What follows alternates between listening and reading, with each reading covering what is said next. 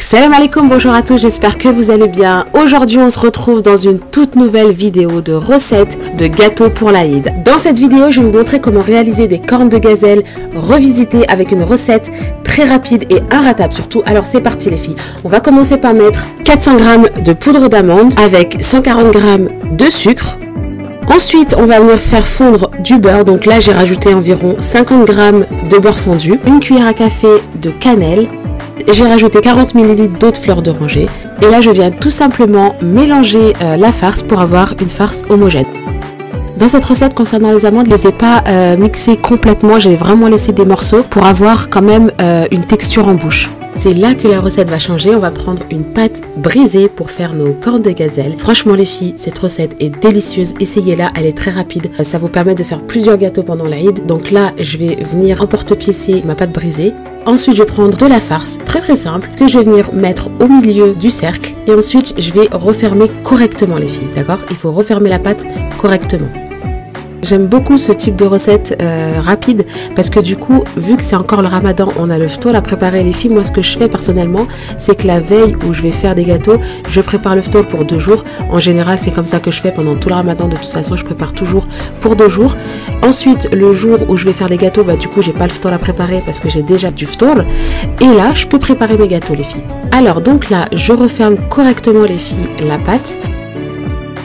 Je vais venir resserrer les côtés comme ceci. Ensuite, vous venez rouler la corne de gazelle avant de faire la forme.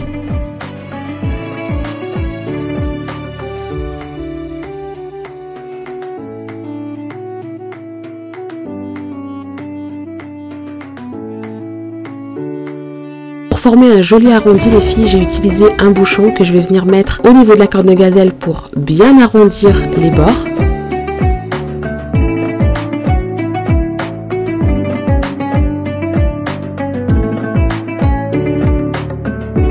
On va passer maintenant à la cuisson. Alors la cuisson, elle est très rapide les filles. Il faut les mettre à 180 degrés pendant un peu moins de 10 minutes. Il faut les vérifier régulièrement. Il ne faut pas que la couleur change. Il faut vraiment qu'elle prenne une couleur un peu allée.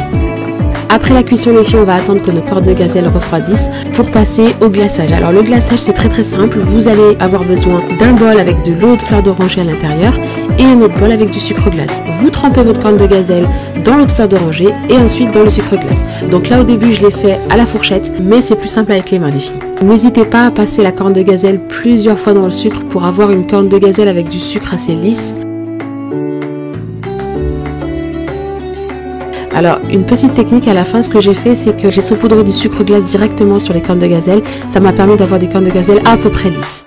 On va passer maintenant à la découpe. Regardez-moi ce fondant, franchement c'est des cornes de gazelle inratables, un délice, fondant en bouche, légèrement sucré. Tout le monde va se régaler avec cette recette. Alors j'espère que cette vidéo vous aura plu, n'hésitez pas à liker, à vous abonner, à partager autour de vous cette recette. Et moi je vous donne rendez-vous dans une prochaine vidéo spéciale recette de l'Aïd.